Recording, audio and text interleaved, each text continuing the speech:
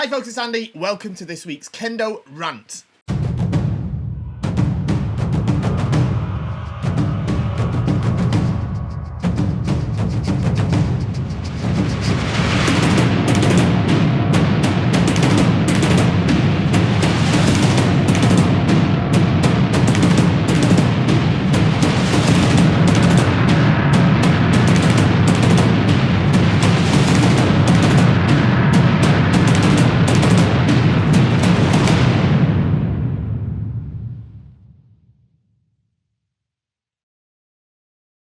Okay, here we are again for another fantastic week of questions. We've got some great ones for you today. We're going to jump into them in just a moment, but you know what to do. Like, share, subscribe. Help people start Kendo by sharing this video, liking the video. All you got to do is like and subscribe the channel.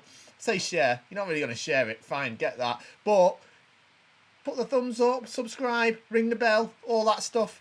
Helps YouTube show it to more people. Someone might see it, think, oh, that's interesting. What's that about? Probably not this video, but but if you click on this channel, they might see one of our other videos about Kendo, and then they're going to start Kendo, and then you've helped grow the Kendo population. Do your bit. All right, like, share, subscribe, and most importantly, help me keep the camera rolling, keep the lights on by shopping at KendoStar.com. That's my Kendo equipment website. Of course, I would say it's fantastic, amazing and brilliant, but I'm sure if you ask around in your dojo, everyone's pretty much using KendoStar these days. I'm pretty sure of it. They should be. If you check out our Trustpilot rating and all that stuff as well, you'll see that we are indeed deserving of the reputation that we have. So get to KendoStar.com after you finish watching this. Okay, right, let's have a look at these questions. Okay, we've got loads, so let's get into them. First one, I have a question that may be good for Kendo Rant about ski and the opportunities and timing for ski. Good. My current understanding of the opportunities for ski centre mostly around when the opponent steps back or has settled their footwork and body too much and are unprepared. Additionally, I see in the official guide for Kendo instruction book that in the ski section under teaching points that we're instructed do not allow students to do mukaidzuki, thrusting just as the opponent is coming forward to attack, as it's dangerous. However, in the same book under the section for Debana, there's a mention of Debana ski, although it's not a step-by-step instruction. I suspect the confusion for me may have the roots in my poor understanding of the true timing of Debana. As mentioned in the Debana teaching points, it's too late to perform Debana successfully if the opponent has already started the attack or has moved to apply pressure. I must admit that my own Kendo at the moment falls short of this level. As such, I wonder if Debana should be avoided, as it's much more likely to be mukaidzuki. As a second question, is mukaidzuki something to be called as hansoku for Shimpan? Lastly, I love my copy of Kendo, the official guide for Kendo instruction, purchased from KendoStar, of course. Highly recommended. Good. Yeah, it's a great book. So, right, this is understandably confusing, right? Because mukaidzuki and Debana are really quite close to each other. My advice at the time being is just ignore the concept of Debana. It exists, obviously, and there's examples of it out in the wild. I can think of some off the top of my head already. Yeah, it's too easy to get wrong. The only ones I can think of seeing it are like Hanshi Hatidans doing it. So, and it's where you really catch them right at the beginning of when they decide to attack. So like when they go this way, bam, ski here. You're already on your way to do the ski, and in response, they don't realize it's ski coming. They try to do an attack, but you're already a sort of step ahead. It's a bit different to mukaidzuki. Mukaidzuki is when you see them coming, and generally from below, you kind of thrust this way with the shinai to try and interrupt the technique. It is dangerous as it can go under the men. And obviously there's sort of momentum involved as well. So, yes, it is considered hansoku. You mustn't do that. All right? So, don't try and ski someone when you think they're going to attack for the time being. All right? If you think you can get them to attack, work on your Debana men. All right? Or Dego De. But yeah, there is, you know, on the surface, they're really close together. That sort of mukaidzuki and that Debana ski. So I understand exactly why there's confusion there, and it is understandable. But yeah, you are right in that it is about the timing. When you hit Debana Tsuki, it's like you hit them when they decide to attack rather than after their attack's already started. But because it is so close, like I say, I just leave it for the time being. That's why it's not really included in the book. It's just there as a line because it does exist, you know, as a concept in Kendo. It's not like some other waza that we've talked about recently that isn't really part of the Kendo curriculum. But officially anyway. But it's only sort of given a mention in there as well, probably because it's quite, you know, such a sort of advanced technique that's easy to get wrong. Next one. Hello Andy, how are you? Love your Kendo rants and every video you make. I'm always waiting for the next video you'll upload and so many new subjects you'll talk about. Oh, thank you very much. And I'm very well, thank you. I hope the channel continues to grow and have more subscribers. Not only that, I hope KendoStar continues to grow even more as well. Oh, thank you very much. Thank you. Excuse me. Right. So my question that I wanted to ask, what's your advice and tips for regarding a career in Kendo? In order to follow in your footsteps as a true Kendoka and to become a Kendo instructor, how did your Kendo career begin? Should I go to Japan and someday practice with the senseis in order to learn more? What can I do to become even better in Kendo? Okay. All right, this is a difficult one. What you got to understand is my career is not in teaching Kendo. It's part of it because of what I do on YouTube, and I do put instructional videos out there.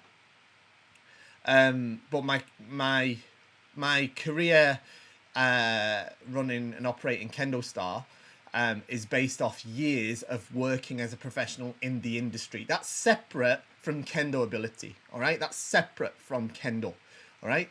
And it's a very difficult industry to penetrate in the way that I did. It's not something I'd particularly recommend to others either. And it's easy for me to say that. I'm not trying to sort of pull the ladder up or anything, but you know, it's very difficult, to be honest. So, you know, in terms of becoming, you know, making a career in Kendo, I think it's a very difficult thing for a lot of us to do. I'm not sure I mean, Kendo is my career in a way in that it's connected to it, but like doing Kendo is only part of what my job is. In fact, it's a very small part of it. So it's difficult, right? In terms of, look, to get better at Kendo, yeah, I mean, you just have to give it everything you've got, your whole effort. But I mean, look, I can't recommend anybody do or follow the path that I've followed. I made some really crazy decisions in my past, and I was extremely lucky and fortunate in many situations. Part of it as well, of course, is through my own perseverance and effort as well, but there is a massive amount of luck there as well. And, you know, as well as that sort of commitment and perseverance. So if I hadn't had that, it probably would have turned out quite a lot differently. So it's just not something I can sort of say, oh, just do this, you should just do that, and then you can get a career in Kendo, because it doesn't really work like that, to be honest. You know, I think a lot of people, and I've seen it as well, a lot of people try to do a little bit what I did, and they'll go and join, and they'll move to Japan even and go and join a Kendo company over there and work in their international division, and they realise it's not probably what they were expecting. In lots of ways. I don't want to go into too much detail because I don't want to upset anyone. But I think, you know, it's a difficult situation. I don't want to give advice on it really, because I don't recommend it, if I'm honest. Yeah. So sorry, I know it's not a great answer. I know it's not the answer you probably want. If you want to get the best at Kendo you possibly can, yeah, you have to experience Kendo in Japan. That's a fact. Some people might not like that, but it's a fact. If you really want to get the most out of Kendo, if you really want to progress Kendo in the best you possibly can, yeah, you need to experience Kendo in Japan, and you need to learn to understand Japanese. Controversial take, I guess, but I think if you really want to experience it on every level, and maybe I don't know. I'm not saying I've experienced it on every level, but for me, I think that it is part of it. So yeah, going over to Japan. I'm not saying move over there because that's a huge life decision. But yeah, I think that's where we'll leave that. Sorry, I can't give you more advice, but I don't want to influence you on something that's big like that. Okay, this is a good one. Could you elaborate on why you think fighting is not appropriate for Kendo? I believe tatakao is used in the Japanese language in relation to Kendo, whereas asobu is not. Perhaps I'm wrong. Still, there are people using Kendo player in English. So first off, the word tatakao, that's this one here. You said the word tatakao. Yeah, that means to fight. Is used in Japanese language in relation to Kendo. It's not. I mean, it might be occasionally in the metaphorical sense, but in general, they don't say, tatakao, usually. Unless it's like a TV announcer might say it. Somebody that doesn't understand Kendo, doesn't do Kendo, might use that word. But Kendoka don't generally use the word tatakao in relation to Kendo. They just use suru, to do. Mostly, okay. Or, if you did the shiai with somebody, they'd say that, something to shiai shita, so I did shiai with that person. You wouldn't say, ano hito to tatakatta. You wouldn't really say that, really. So it's not really an appropriate term. And yeah, we don't use asobu either. I mean, they don't use asobu either in Japanese to refer to Kendo. Generally, again, sometimes in the metaphorical sense they might do though. In the same way, in the metaphorical sense, they might use tatakao. They might say if someone's really strong compared to the person, and they're kind of playing with them because it's that easy for them, they could say it in that context, for example. But they don't generally use it in the way that you're saying. But in the same way, they don't say that about like other sports so much either. They don't say like soccer, which is their word for what we call football. Wasonda. That like a kid might say that if they like had they were kicking a ball out in the garden ultimate with their mates. They might say that they did that, but if you like doing a football match or going to a football club, they don't use asobu to refer to it. Again, it's usually suru, which just means do. So I don't think fighting is the appropriate word for Kendo. I don't think. Here's a controversial one. You ready for this one? Another controversial one. Oh, we're getting them every week now. Is it my age? Am I like coming out with these controversial takes because of my age? Maybe. I don't think Kendo is a martial art. There you go. I don't think a martial art is the correct term for Kendo so much. But I think it's a clumsy word that we have in English, that we use for all combat sports. I would say that, tachiai in Kendo, when two people face us, I would describe it as combat. I think that's fair to say. But I don't and I probably the same could be said for other martial arts like karate or judo or aikido. Maybe I don't know anything about those, so but I do know that they are in Japan what they refer to as Budo. So that's different from kakutogi. Kakutogi is martial arts or combat sports, I guess. Things like MMA or that sort of fighting, K1, kickboxing, these sort of things. So Kendo isn't the kakutogi. it's a Budo, right? So whatever English word you want to use for it, whether you want to call it martial art or not, it doesn't matter really. I don't care.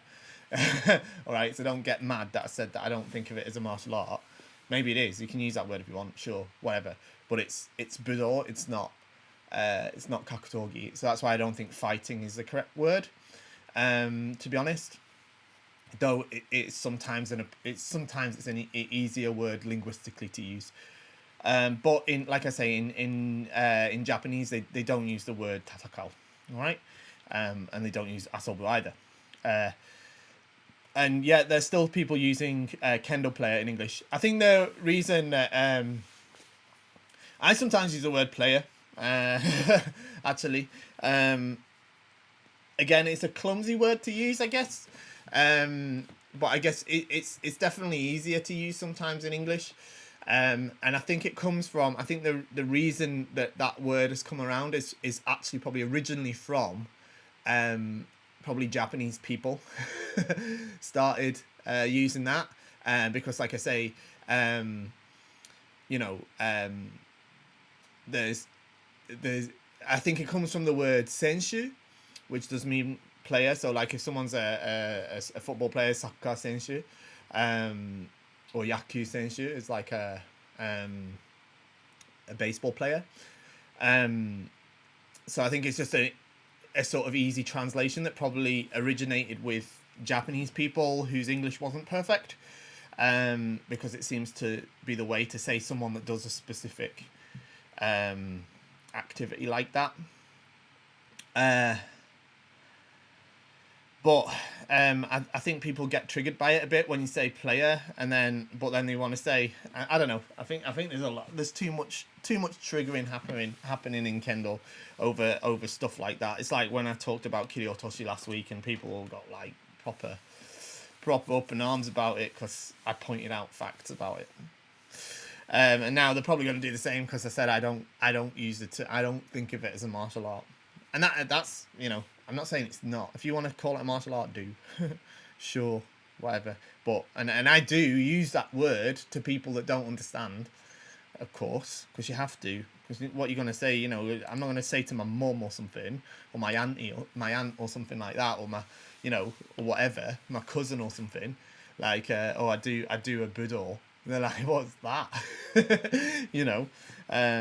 Of course I'd say it's a martial art in that respect. So, anyway, next one.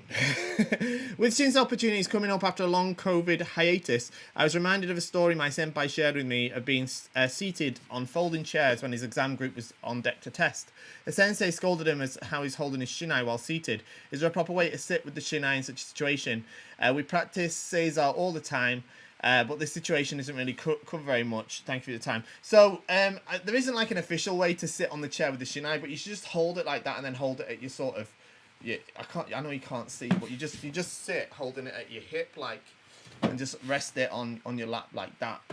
Almost like, when you're in Seizar and you pick the shinai up like that. What you don't want to do is like rest on it or something like that. And that's it. Sometimes that happens. Sometimes they use chairs like that. So yeah, that's the way to do that. Okay. You don't want to lay it across your knees or something. Just hold it in the same way you would hold it if you were sat in Seizar holding the shinai. Okay. Next one. Hey Andy, hope all is well. Yes, thank you very much. Quick question here. How do you watch Kendo shiais? Mainly, how can you recognize what's a good hit and what's a bad one? I've been watching them a lot recently, in real life and the ones you post, but it's very hard to understand what I'm looking for sometimes. Is there any kind of checklist you go through to know what a good hit looks, what hit looks good, or like how it sounds, etc.? Thanks. So, you have to just keep watching as many as you can. And then try to watch. One thing I did, like at the beginning of when I started out in Kendo, like, is I used to watch videos of Shiai. And I used to stand, and I know it's a bit probably embarrassing or whatever, but I was on my own in my house, and I'd stand in front of my TV, because I was watching it on like video, because YouTube wasn't really a thing. And I'd stand as if I was the Shimpan, and I'd watch it, and I'd try to Shimpan the Shiai that was happening, and try to do that, and then hopefully my decisions would match the Shimpan that were actually doing the Shimpan at the the tournament I was watching on the TV. And then what you could, and what I could do is, if it was different, I could try to examine why that is. And then otherwise, it's just through experience. You have to study the criteria for Yuko Datotsu. So watch my video on that. Watch my video on the recent handbook for Shiai and Shimpan. And I'll talk about that. And then you can sort of compare that to the ones that you're seeing and see, well, why doesn't that one meet the criteria? Or why did that one meet the criteria? Yeah, and I think that's the best way to do it. Yeah, absolutely. It's just practice like anything else. Hi Andy, a question about Bogu material. What exactly is Morsen? I've read about it as a fill-in cushion for the Bogu on high-end gear. Is it used in any KendoStar Bogu? Another semi-serious question on behalf of a friend. Could one theoretically use the short Suburi Shinai in Shiai? Rules only state max length and minimum weight, so it would be within the specification. Hypothetically.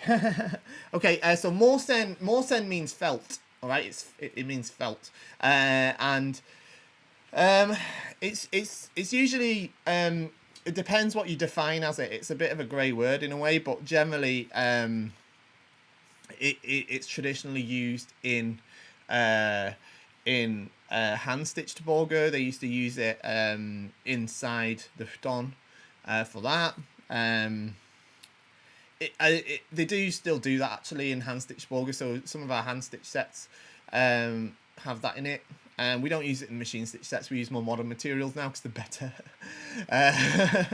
They're usually a bit lighter but with a bit more protection. And they don't, because obviously real felt, like the old stuff, Kodai Morsen, stuff like that, like it's made of like natural animal fibers, like wool. So it's quite fibrous. So over the years it can actually like come apart.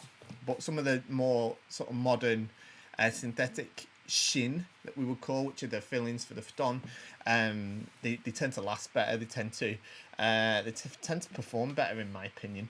But it depends, of course. Certainly, we're quite selective over the ones we use for the KendoStar Bogu. Some companies aren't. They want to just use the cheap ones, so they use like I've talked about this before actually, but like like cheap recycled carpet underlay. They use that instead of like a proper shin. And that's why you see some like really cheap Bogus out there, but you get what you pay for, let's put it that way. So that's that. About the Suburi Shinai, you're talking about this one, the one that I was just using before. It's like the short one. Technically, yeah, it falls within the regulations, I guess. But no, you should. I mean, I can't imagine a Shinai check putting that through. I think that would be, if anything, at the discretion of the Shimpancho. They would sort of decline that for safety reasons, all right? So, I mean, hypothetically, if you rule the rules to the letter as written, then I guess you could say that you could. But, in the interest of safety, I doubt that any Shimpancho is going to let that fly. Next one. Hi Andy, I'm buying my first Bogu soon, and I'm wondering, is there any meaning behind the different coloured dodai? Thanks. So the dodai is the hard part that sits. I've got one in the back there, but I can't quite get it now. But it's the hard part that sits at the. Let me see if I can get it actually.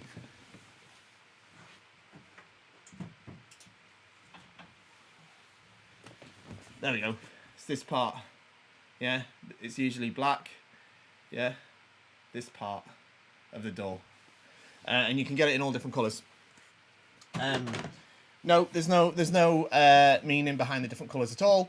It's entirely personal preference. They don't signify or recognise rank, or you don't have to have a specific ability, despite what some people often on the internet might say that, oh, you have to have, you have to be good enough to wear it or something like that. It's total nonsense. If you want to buy a $5,000 bamboo shark skin door, ray skin door I should say, really, Sami door, then you can, even if it's your first Bogu. I wouldn't recommend it, but just because there's a lot of money to invest into something you're just getting started in. But if you want to, you can. Yeah, and anyone that judges you for it is wrong. They're doing Kendo wrong. Yeah, so If you want a bright red door, you can have a bright red door. No one should be sort of penalising you for it. Okay, it's normal. It's normal. Hi Sensei, what do you think the future of Kendo will look like? Do you think Kendo will look the same in 100 years from now? Do you think the techniques or equipment will change? So no, I don't think it will look the same in 100 years because it looks different now than it did 20 years ago. It certainly looks different now than it did 40 years ago, or even more 50 to 60 years ago. It looks a lot different. So I don't think it'll look the same. Techniques, yeah, will probably change a little bit. And I think the equipment will probably change a little bit. I don't think it'll change massively. But it may. It may. It's hard to predict. Obviously, in 100 years, I don't know. But even in 50 years, I guess it will probably look quite different to how it looks now. And I hope that it's, its evolution is generally in the positive sense. But yeah, it's hard to predict. But yeah, I'm sure it will evolve. It has been doing since it began. But you got to remember, Kendo is what's called a Gendai Budo, so it's a relatively new martial art. Let's there you go. I've used the word martial art. Whoo, ready, triggering. It's a relatively new Budo or martial art, if that's what you want to call it. So compared to some others. So yeah, I think it'll change a lot. It has changed since we've seen it since its sort of incarnation with the sort of All Japan Kendo Federation. I think we'll start to I think it's like anything. It's hard to say that the players will get faster. Oh, I said players. It's hard to say whether they'll get faster or more efficient or something like that, but they've certainly done that over the last few years, I think. But Kendo's not just about that either, is it? So we'll see, I guess. There's subtle stylistic changes that start small and then sort of dissipate into the other areas. So there we go. Right, last one. Hey Sensei, I have a few questions today. Hopefully they're easily answered. Okay, 1. How do you handle Tsubazeri with a much shorter opponent? We have a guy who's 6'10", and when he meets one of our shorter Kendo going Tsubazeri, if she's at a proper hand height, and he is trying to keep his shinai below crotch height, where should people of vastly different heights be meeting? 2, I watched a Shimpan video and you mentioned how you're not allowed to put your shinai up after making a clean strike. However, what are you supposed to do if you get a clean hit as you try to pass through you're not able to get past your opponent without him being able to do a return strike as you pass? How should you handle this? 3, what should you do in Jigeko when you get a clean strike and as you pass through your opponent strikes you back? Kind of similar to question 2, but do you just let the strike happen and not worry about it? Thanks so much for the flow of questions this week. Okay. Good questions. So first, let's start with the first one. When you have a massive height difference in Tsubazeri, then it has to be like some kind of meeting between the two Kendoka, and they have to both actively try to engage in Tsubazeri. That means that the shorter person has to do a higher than normal position, and the taller person has to do a slightly lower than normal position. That's fine. What has to happen is the Tsuba have to lock together. Alright, it doesn't have to be a specific height because that depends on the height of your opponent. But if I do Kendo with like a 6-year-old, yeah, I'm still going to do the Tsubazeri with them, but I'm going to have to adjust, yeah, so that I can engage in Tsubazeri with them. Alright, so that has to be worked out between the two of you. Alright, it has to be, you have to both try to actively engage in it.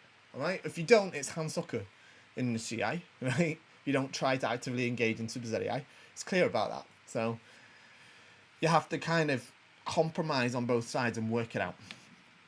2, so I don't think I said that you're not allowed to put your shinai up after making a clean strike, because that doesn't make sense. All right, so I think there's some sort of miscommunication gone on there. But if you make a clean strike, you shouldn't lift it back this way. Like unless it's Hikiwaza. Hikiwaza's different. You go back in Jordan, but you hit men and go like this, then it's a bit dangerous. It doesn't mean that you're not allowed to. But I think the other thing is, relating to the second part of the question and the third question, I think you need to go and watch my video on Zanshin. All right, go and watch the video on Zanshin, because what you shouldn't be doing in Jigeko or in Shiai or in grading or cake or whatever, you shouldn't be hitting and then going past, leaving the opponent behind you. All right, you need to keep your eyes on your opponent so they can't hit you as you're going through, because going through is for Kihon, it's for practice. Yeah, it's not for Jigeko. You don't hit the man like this and go past them, leaving them behind you. Yeah, you hit, go forward. They're not going to move out your way because obviously they're not going to accept your strike.